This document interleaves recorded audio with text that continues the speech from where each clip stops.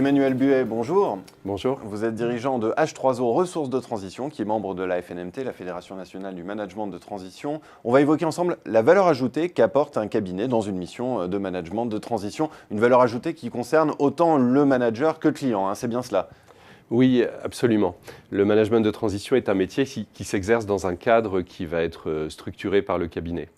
La valeur ajoutée pour le client, c'est donc de pouvoir identifier clairement ce cadre qui va sécuriser l'intervention du manager. Et pour le manager, la valeur ajoutée, c'est de trouver dans le cabinet ce qu'il lui faut pour s'épanouir et mener sa mission à bien, à savoir un statut, une méthode et une posture. Est-ce que vous pouvez nous en dire un peu plus sur ces trois éléments? On va commencer par le statut. Oui, l'un des rôles du cabinet, c'est d'identifier des managers de transition compétents qui peuvent se détacher de leurs enjeux personnels. Autrement dit, le manager doit être centré sur les enjeux du client et non sur ses propres enjeux de carrière et de rémunération qui peuvent être en parfaite contradiction. Dans le cadre du management de transition, une fois la mission achevée, l'objet disparaît, mais pas les enjeux de carrière des managers. C'est pourquoi la définition de ce statut est incontournable. Le deuxième point que vous évoquiez, c'était la méthode. Alors, en quoi les méthodes des managers de transition sont-elles spécifiques? Comparé avec une mission de diagnostic conseil, le consultant va être dans une démarche analytique, il va chercher à faire une photographie à un instant T, élaborer des scénarios et demander à l'entreprise de ne pas bouger pendant qu'il fait cette photographie. Alors que pendant ce temps-là, l'environnement, le marché de l'entreprise, lui, va évoluer. C'est pourquoi le manager de transition va au contraire être dans un diagnostic systémique. Je veux dire par là qu'il va chercher à libérer l'énergie pour mettre l'entreprise en mouvement, puis va ajuster ses méthodes et corriger par ses outils au fur et à mesure de l'avancement de la mission.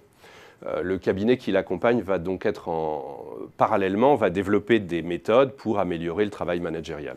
Dont, j'imagine, le travail sur la posture, si je reprends votre troisième point.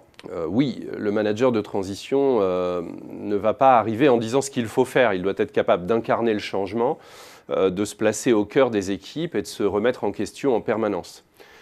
C'est ce qui va lui permettre d'embarquer tous les niveaux hiérarchiques de l'entreprise, à commencer par le dirigeant.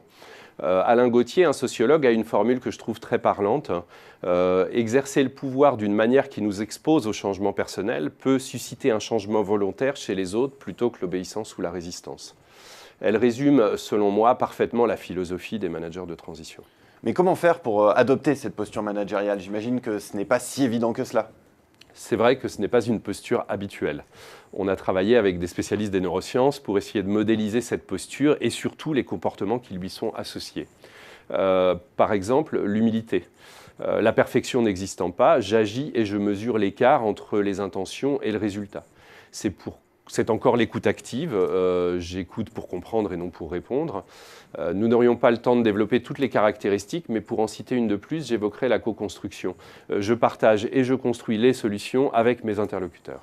Pour terminer, est-ce que vous auriez un exemple qui illustrerait cette valeur ajoutée? Oui, nous sommes intervenus dans une des filiales industrielles d'un groupe de distribution spécialisé.